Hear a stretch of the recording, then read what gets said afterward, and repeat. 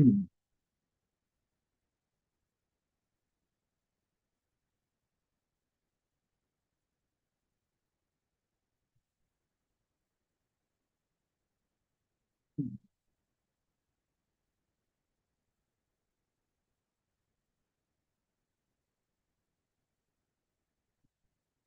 Good afternoon, everyone, and thank you for joining us today.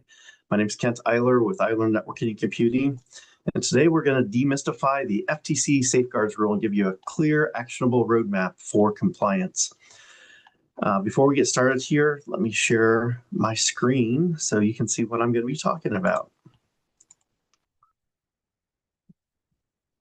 All right, so you should be able to see my presentation now.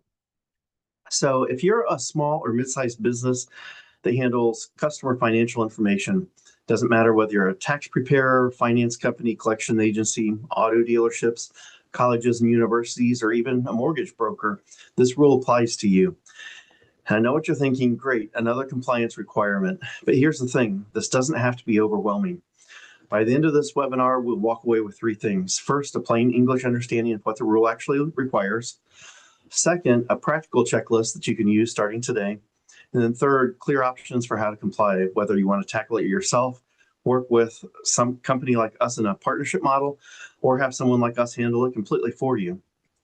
So if you have any questions during this presentation, please click the question mark button with the Q&A, and I'll answer them at the end of the presentation. Sound good? Well, before we dive in further, let me give you a brief overview of who we are here at Eiler Networking and Computing. So at Eiler Networking and Computing, we're a managed services and security provider, and we've been celebrating 31 years in business this year. So we've been around for quite a while. Our headquarters are just outside of Cleveland, Ohio, in Sheffield Village, but we also have branches in Iowa and in South Carolina. So we do several different things. First off is fully managed IT and managed services. So that means we are the IT department. And this is for most small to mid-sized businesses. If they don't have someone proficient or an actual trained professional, we come in here and we handle all the IT aspects. For companies that are a little bit bigger that do have trained professionals or a team, we can come in and do co-managed. And that's where we assist those companies and those departments with the higher things like compliance, with cybersecurity, the solutions that make sure that your data is backed up, all those types of things, and then they can handle the day-to-day type operations for your help desk. Some things that separate us is we always answer the phones live during working hours. No more press 1 for technical support, press 2 for sales, those types of things. When you call us from 9 to 5, Monday through Friday, we're going to answer the phone with a live person. We also have custom assurance service plans that can meet your needs. Every client is a little bit different there. And so while we have 4 standard plans, we can also customize those to exactly tailor them to what your IT needs are. We also offer compliance as a service, and that's one of the reasons we're doing these webinars. We've already done webinars on PCI compliance and NIST CSF and various ones like that. So today, the FTC safeguards is another form of compliance that we want to educate you about and also offer our services in case you need help to become compliant. And then something else that separates us from most other ISPs, MSPs, are that all of our techs are CJIS certified. CJIS is the Criminal Justice Information System. So we have multiple law enforcement agencies that we help support, and that just proves that we have the background, the capability, and trust to handle those types of environments. And we can definitely handle your environment as well. So recently, our team was humbled to receive a remarkable honor. The MSP Titans of the Industry Gala rolled out the red carpet in Beverly Hills. It's well outside my usual scene and comfort zone, but it delivered a night to remember. It was held at the legendary Beverly Hilton, which is home to the Golden Globes. And the celebration carried real star power with special appearances by Jay Leno and Magic Johnson that really elevated the energy in the room. Amid the excitement, we were named among only 10 managed services providers worldwide, selected as finalists for excellence in one of our core markets. And this recognition reflects the dedication and ingenuity that our team brings to every engagement.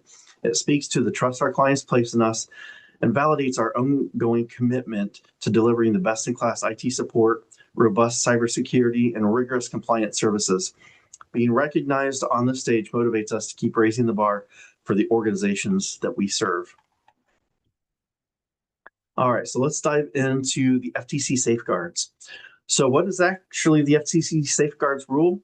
In simple terms, it's a federal regulation under the Graham-Leach-Bliley Act, or the GLBA, that requires certain financial institutions, and I put those in quotes, to protect customer information. Now, when you hear financial institutions, you might think banks, and that was my thought first when I heard it as well. But the FTC's definition is much broader.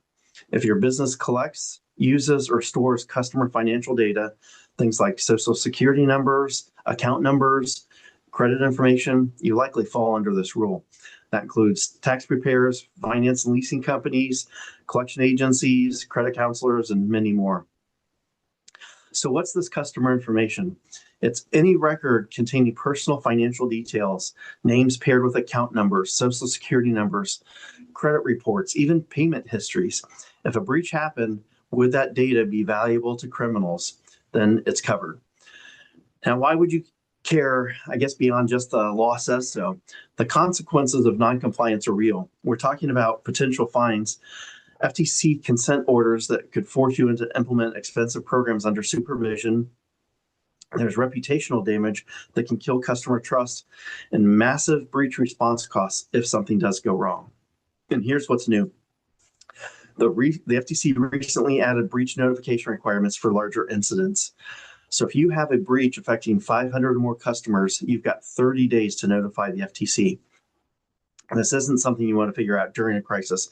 You really need to plan ahead. Excuse me. So here on this slide, I want to break down what compliance actually looks like. The FTC safeguards rule has 9 core requirements. And this slide is your North Star, and we'll keep coming back to it or referring back to it. So the first thing that we have to do is, here it is, appoint a qualified individual. And that's going to be someone who owns this program. It's going to be someone who's responsible for making sure all these steps are done and making sure that the IT team is doing everything they need to be doing to stay compliant as well. Step 2, conduct a written risk assessment. It's not in your head. It's got to be documented. You know, where are these risks and what are you doing to protect yourself against the risks? Step 3 is implement access controls and least privilege. This means only the right people need to see the information they need to see. And so it protects obviously the bad guys, but also inside your organization, you have people that don't need to see all the information that your organization has. So based on the rule that those employees have access to, that should dictate what information that they're able to see. And you want to limit that access to the limited amount. So that goal of least privilege. Next, we're going to inventory your data. Know where your customer information lives, and because that's information and those are the systems you really have to protect. Step 5 is encryption. So data at rest and in transit needs to be protected. That means if you have customer information on a laptop, you're traveling through an airport and all of a sudden that laptop shows up missing and someone steals it. That data needs to be encrypted. So even if the bad guys get access to it, the laptop, they're not going to be able to see the actual data that's protected inside of there. And then in transit means when it's going between your computer and maybe a cloud system, all that data has to be encrypted as well. Step 6 is multi-factor authentication. You're probably familiar with this. It's going to be when you get prompted after a username and password to put in a code. And so use MFA everywhere that matters, because even if your credentials get compromised, then that MFA is going to help protect and keep the bad guys out of those systems. Step 7 is going to be secure development, change management, and disposal practices. So you should have these documented processes. How you build, modify, and destroy data matters. And you've got to make sure that your team knows this and knows what you're going to be doing. So just because it's in someone's head doesn't mean that everyone that's dealing with this data knows the right way to do it. So policies have to be created. The users that need to follow those policies have to read it and acknowledge that they've read it and will follow those types of policies. So 8 is continuous monitoring and annual penetration testing, plus quarterly vulnerability scans. So this is not a one and done. When you get to the point where you are compliant with the FTC safeguards, it's going to be continuing doing these types of things. And if any of your systems change, you've got to make updates to make sure that you're still staying protected for any of those changes in the systems. And the continuous monitoring means you're always watching for threats because the bad guys don't sleep. And it's not necessarily someone manning a computer trying to hack into your specific machine. They have scripts out there that are just scanning the internet looking for systems that are available. And then they use all types of automated systems trying to do penetration. And that's what we're doing when we're doing penetration testing. We're intentionally testing to see if there's any vulnerabilities. And we continually do that because if someone flips a switch inside your IT department and you don't know about, they could inadvertently or unfortunately maliciously be opening up a vulnerability to your network. So these scans will help us detect those things, let you know about them, and then stop them. The last step then is training your people, managing vendor risks, and having an incident response plan, reporting to your board annually, and reviewing your program regularly. So this just makes sure that your leadership team knows what you're doing and you're doing all the check boxes that are required. So that's the framework. So let's dig into the details and see what you actually need to do. So this is a 7-step roadmap to compliance. It's practical and it's actionable. So step one, obviously, is assign your qualified individual. This is a real role with real accountability. And so that qualified individual doesn't really have to be a cybersecurity expert, but they do need to understand your business, coordinate compliance efforts, and report to leadership or your board annually. So it could be your CFO, it could be your IT director, it could be an outside advisor. We do this for many of our clients, but someone has to own this. Next is we're going to perform a written risk assessment. This is where you map out your systems, your data flows, your business processes. Where does customer data enter your organization? Where does it live? Who touches it? What are the threats? Are there access through phishing, ransomware, lost laptops, like I talked about at the airport? So document all these cases and figure out a way to mitigate all of these risks. Step 3, build your written information security program, or your WISP. This is a master document and it contains policies for access controls, password requirements, and MFA, data retention and disposal, incident responses, response procedures, and change management. Think of this as your cybersecurity playbook. More than likely, the majority of people listening to this have either experienced or will experience some type of cyber attack. And so we don't want to try to figure out what to do after that happens. We want to create this playbook so if and when it does happen, you are prepared and ready to move forward. All right, so close your technical gaps as number 4. This is where the rubber meets the road. You need MFA enabled everywhere. A lot of people have it on email, but you need it if you're using a VPN or remote access solutions on admin accounts. Endpoint protection or EDR has to be on every device, a solid patching schedule. If you've got critical patches that don't get rolled out for months, that's an open vulnerability. So critical patches need to be done in every 14 days at minimum. 7 days is even better. Encryption turned on, backups that actually work and are tested, email security to stop phishing. These are all tools that you can put in place that will minimize this risk footprint that you have to deal with. Step 5, get your vendor and contract controls in order. Every vendor that touches customer data needs to be evaluated.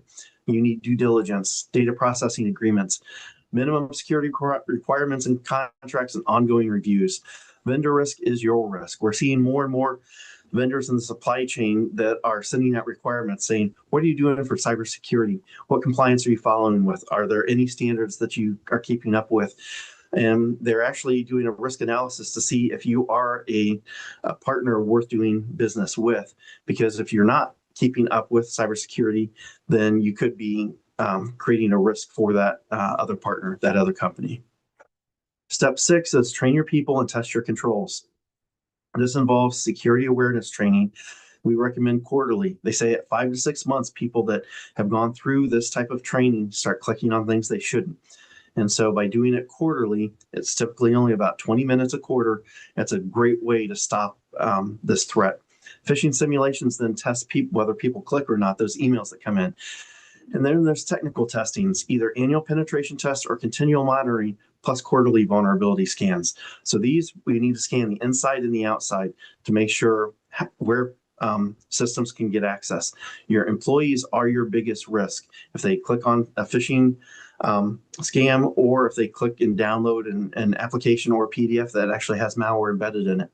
One of the things that we've seen as a big risk to many of our clients is they go out and they look for something that's legitimate for their job. For example, there could be machining company. They've got a huge metal press and they need to download the PDF for this press for doing some type of maintenance.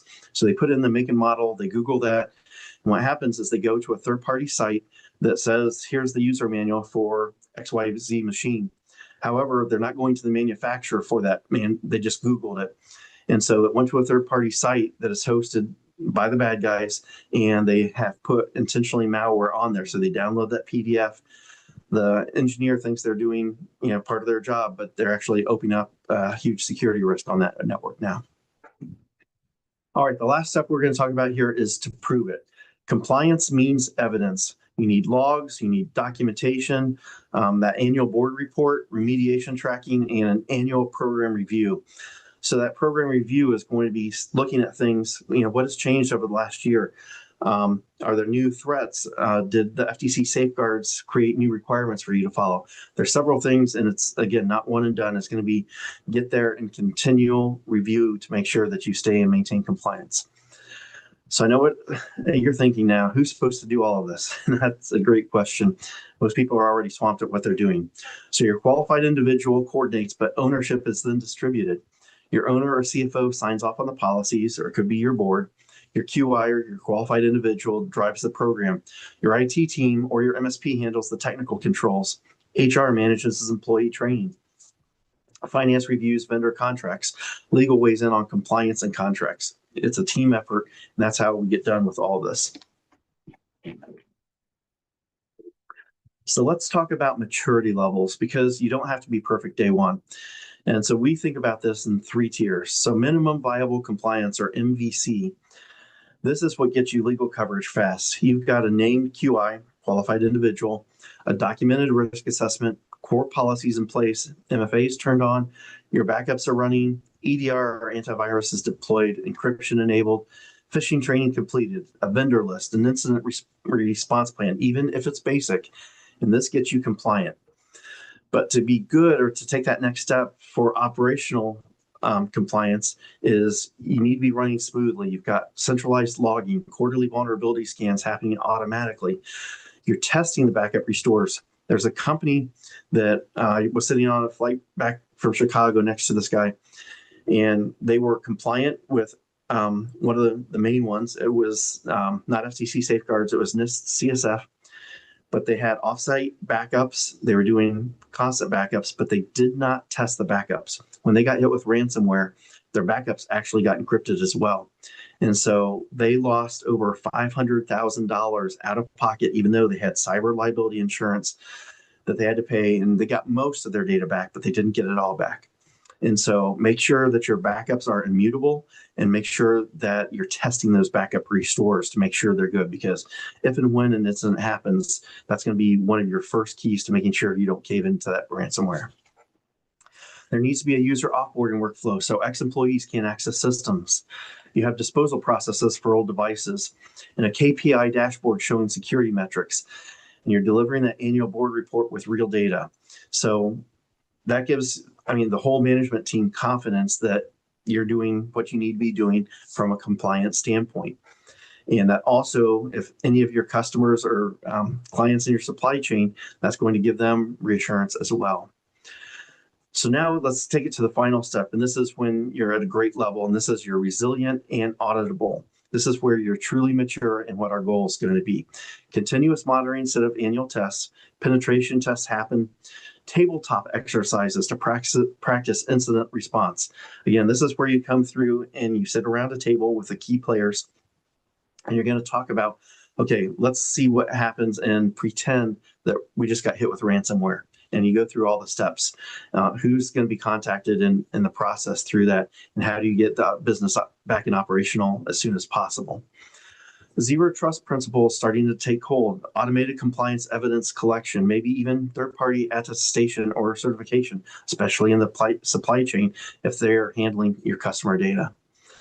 So now timelines and budget scales with this. So MVC might take 60 to 90 days, probably closer to 90 days for most companies, and a moderate investment.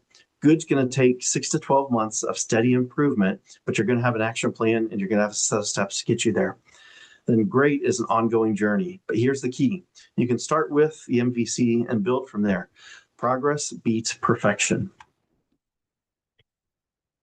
So I'm going to walk you through now a 12-item checklist. I want you to mentally score yourself, or better yet, go ahead and grab a pen and mark down whether you can honestly check the box. So these will help you really determine where you stand today, and this could be eye-opening for you. So first, one, do you have a qualified individual named and documented? Not just, oh yeah, they take care of this. It's got to be actual documented that this is who is handling FTC safeguards. Two, do you have a risk assessment that's complete and dated within the last year? Three, is your written information security current, the WISP, meaning reviewed in the last 12 months? Four, is MFA enforced in email, VPN, remote access, and admin accounts? It's not just okay on one of those. It's got to be done on all of those. Five, do you have endpoint detection and response on or antivirus on all endpoints and servers? Six, is encryption at rest and in transit documented and implemented? This includes the data that's stored on the servers, your backups, and obviously transmitting to any of the systems that you're using offsite. Do you have a backup strategy? This is number 7. Ideally, the 3-2-1 rule. This is data. 3-2-1 means data is stored in 3 different locations on 2 different media types and at least 1 offsite. And have you tested restores recently? Number 8, have you completed vendor due diligence, and do your contracts include security requirements? You've got to make sure that while you're tightening up things, that everyone that you do business with is doing the same type of thing. 9, have employees completed security awareness training and phishing training this year, and ideally every quarter. Again, this is something that your employees are the biggest risk to a threat coming in. So this is super important. This can be your weakest link. Number 10, do you have a vulnerability scanning schedule, quarterly at minimum? And this is external and internal. 11, do you have an incident response plan? Has it been tested? Have you gone through and done a tabletop exercise like I just explained? And number 12, have you delivered an annual report to your leadership or your board? This has to be done annually. So how did you do? If you checked 8 or more, you're in decent shape. 6 or fewer, you've got work to do, but that's exactly why we're here. We want to educate you, let you know what you need to be doing, and make sure you're prepared to do that. So don't panic. We're going to show you how to do this. So let's say you had 6 or less. So there are definitely gaps there. Now what? So you've got 3 different options, and the right one depends on your resources, your team, and your tolerance for managing this internally. So option 1 is do it yourself. So we have the checklist that we're going to give you a link at the end that you can go through and download this. And it's going to give you, again, it's a guide for FTC safeguards. So you're going to assign your QI, your team does the work. And this is probably the most cost-effective way if you've got an internal IT capability to do this and people are qualified to make those decisions. So you've got to have someone there that you can dedicate the time to and own up that program. If you don't have that, then option 2 might be an option, and that's co-manage. That's where you assign your QI, but Eiler Networking and Computing or a like partner can come alongside and partner with you. So we handle the tooling, vulnerability management, EDR deployment, email security. We'll run the scans, deliver the training, provide compliance evidence, and then your QI coordinates. We execute. This is the sweet spot for many SMBs or small to mid-sized businesses. You still stay in control, but you leverage our expertise and tools. Option 3 is fully managed compliance as a service. So this is where we act as an outsized QI function. We run the entire program, provide board reporting, maintain your evidence repository, and keep you audit ready. This is a turnkey compliance for businesses that don't have the bandwidth or expertise in-house to do. So in terms of our stack, just so you know what we bring, we use a policy management platform, asset and data discovery tools. We do vulnerability management, EDR and MDR, email security, security awareness training platforms that monitor who's done the training and monitor who clicks on the things they shouldn't, incident response run books, and a centralized evidence repository. So, but you don't have to worry about that. So we handle the tech and all the heavy lifting for that. So let's give you a real world example. So details change to protect the client, but this is typical. So we worked with a 35-person tax preparation firm. Their starting posture, no MFA. We see that, or have seen that pretty regularly. No written information security program. That's pretty common as well. No idea how many vendors had access to customer data. So basically, they were one phishing email away from a disaster. Within 60 days, here's what we achieved. MFA was deployed across the board. A complete written information security program was created. A documented risk assessment, a vendor inventory with contracts all being updated, and a basic incident response plan. That was done in 2 months. By 90 days, they had quarterly vulnerability scans running, employees trained with phishing simulations, and an annual board reports delivered, and audit-ready evidence organized in a central system. So evidence is not a once-a-year thing. Depending on what you're backing up and keeping track of, that can be done on a monthly basis through quarterly basis. And we want to see that throughout the year that you have evidence for when and if an audit comes forward. Especially if you do end up having a breach, that's going to trigger another audit. And so you want to show that you have been doing your due diligence. The results, it's a dramatically lowered cybersecurity risk. Their cyber insurance renewal went smoother. There was no friction over security controls, and they could actually tell prospects, yes, we're FTC safeguards compliant, which became a competitive advantage in client onboarding.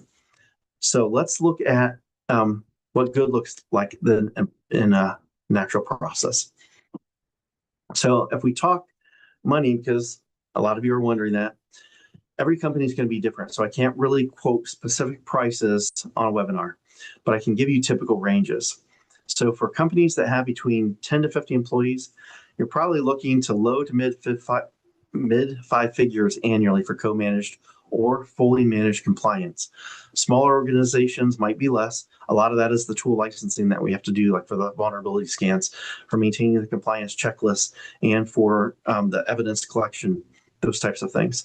Larger companies with more complex environments especially, those will run a little bit higher. So what drives these costs? The types of data you handle, the PII, the PHI, payment data all add complexity. Your vendor count, the more third parties that you deal with, the more due diligence we have to do and you have to do. Whether you have a remote workforce, which expands your attack surface, and any regulated integrations or specialized systems that you've got. So let's talk ROI though, because it's not a cost, it's an investment. You're reducing breach likelihood and impact. You're aligning with cyber insurance requirements, with government requirements, and all of these things can lower your cyber premiums or prevent coverage denial. And you're enabling sales, being able to say, we're compliant. That'll open doors with enterprise clients and with government contracts. One client told us compliant investment paid for itself in a single deal that they won because they could prove their security posture. That's the kind of ROI that we're talking about. All right, so that was a lot of information we covered. We're coming up on the time that I had allotted here.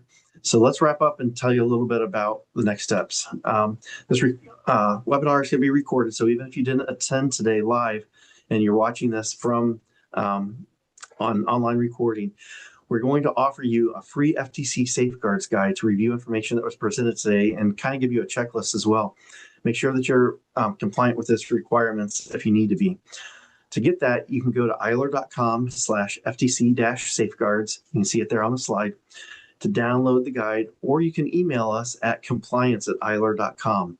So compliance@eiler.com is our compliance department email, and we'd be happy to answer any questions you've got. Or again, you can download the FTC Safeguard Guidebook that we created to help you navigate this process. So I said at the end, we would answer any questions. Let me pull up our list here of questions. So if you hold on a second.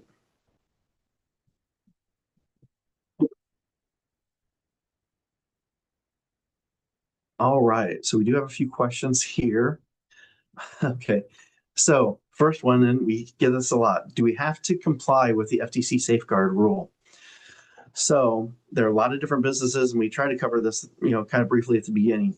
If your business is a financial institution as described by the FTC, so it's non-bank firms that offer or service financial products or services.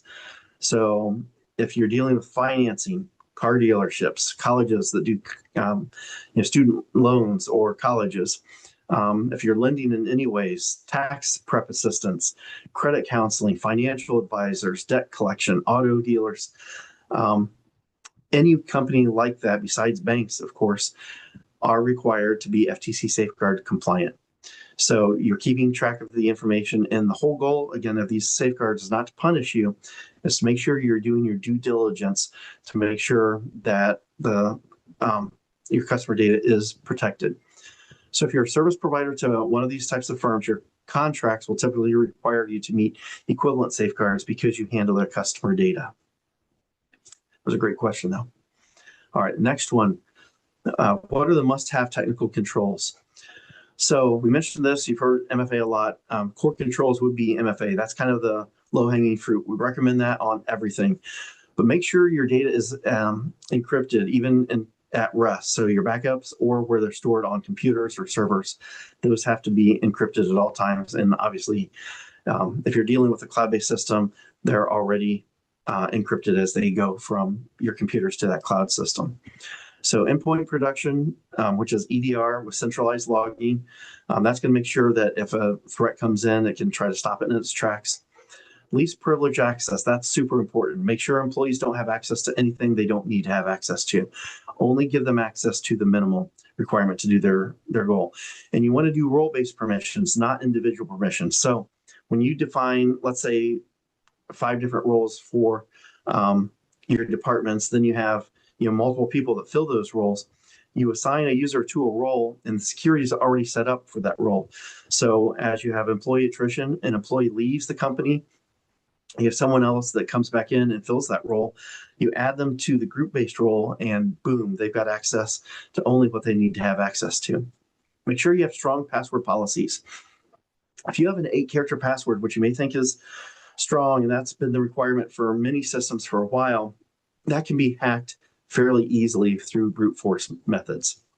If you take that 8-character password and move it up to 12 characters, brute force now takes hundreds of years in order to crack that. So just having 4 characters extra will make it more. The system we recommend, we use a password management system that generates a random password and stores it for you in an encrypted manner. And we do a 20-character password. And so that really sets that level higher. And you can even go higher than that.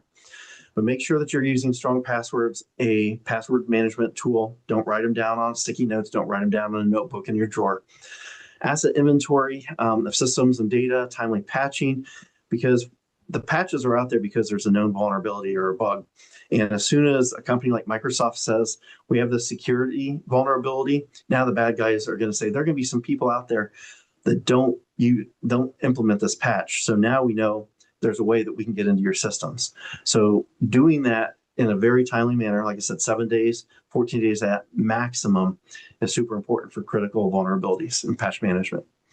Secure backups with tested restores and immutable backups. We've seen people that are using external hard drives to do backups. They get hit with ransomware. Ransomware encrypts the computer. It encrypts the backup. They're out of luck. Make sure you've got an offsite backup as well in case there's a disaster. It may not be malicious in nature, but you could have a tornado, a fire, anything like that. And if your data is offsite, it's protected then. Email security, filtering, and use DKIM, DMARC, and SPF to make sure that no one can spoof your domain. And then continuous monitoring with alerting. There's a lot there. And again, we talk about all those in the FTC Safeguard Guide. If you have any questions, reach out to us. That's what we're here for. We've got a few more questions here. What is the qualified individual, and can our MSP fill that role? Great question.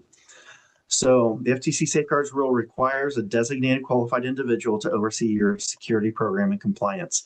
And that can be an internal leader, or it can be an external party, such as a virtual VCISO, which is the Security Information Security Officer, or your MSP. The QI is going to be responsible for running risk assessments, coordinating controls, and delivers the latest annual report to the ownership or board of directors. This annual report needs to talk about risks, incidents, testing results, and program updates. So it's going to be something, like I said, goes ongoing. So it can be either someone qualified inside, or If you have a MSSP or an MSP, especially if they offer a vCISO role, that could be something that you use, and we do that for many of our clients. All right, the next question, it looks like we only have a couple more. How do we show proof that we're compliant and not just secure? And that's a great question. So you document everything. And so written information security policy, or WISP, you've heard it referred to before. Have your risk assessment with data flaws and threats, asset and data inventories. Where's that customer data? Where does it live? What systems is it on? Policies and procedures, when what happens when you have an incident, and how often does password changes have to happen? Training for the cyber and phishing attacks, those types of things. Those are all policies that need to be kept up to date, and you need to show proof that your employees are actually doing them. You can take all the steps and create all the processes and policies that you need to, but if your employees aren't following them, what good is it going to do?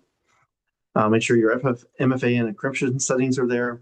All those types of things are there. And you really have to map each artifact to specific safeguard requirements. So that's where it comes down to. If you get audited, you've got these 9 requirements, and you can map them, said, here's how we're covering this one, here's how we're covering that one, et cetera, et cetera. All right, last question I've got. What does the implementation look like in practice? I kind of went over this when we talked about those 3 different levels, the MVC, the good, and the great. So, I would say in the first month, you've got to appoint your QI, that qualified individual, create the scope data systems, figure out, where the data lives, and, what risks are out there. So that's done through the risk assessment. So quick wins, implement MFA everywhere, make sure only admins have access, and make sure that they're not using their day-to-day accounts as an admin account. They should be using a separate admin account from their day-to-day login account. And backup verification. Make sure that your backups are good, they're mutable, and you have them offsite. The next 2 to 3 months, I would say roll out EDR, logging, email security, encryption at rest, and do your patch management, staff training, and vendor reviews as well. And then from that 3-month point out, if you can get it done in 3 months, that's great. But as soon as possible, then finally implement your pen test, the vulnerability scans, finalize your policies, do your tabletop exercises to go through those exercises of when you get hit by something like ransomware, automate monitoring and reporting, and prepare that board report as well. So after that, it's going to be continuous quarterly reviews, annual testing, and updates as your environment or risks change. And that's super important. Don't get stuck in a rut where you think, okay, we've done all these things, we've got it done, we're good to go. Because as your systems change or as risks change, you need to be responsible and responsive to those and update these policies. All right, well, I think that's all the questions I have. So those were fantastic questions. Thank you for your time today. Remember, you don't have to be perfect. You just have to be documented, improving, and evidence ready. The FTC wants to see good faith, effort, and continuous improvement. So grab that guide that we have online, book your readiness call if you're ready to do that, and get compliant. We can help you with that as well. Quick disclaimer, again, today's session is made to be educational. It's not legal advice. For specific compliance questions related to your situation, consult with qualified legal counsel. If you decide to engage with us as a compliance as a service, then we bring those things in as well. So I appreciate your time. If you're watching this from a video, those resources should still be available online. Reach out to compliance@iler.com if you have any questions, and stay safe out there. Have a great day.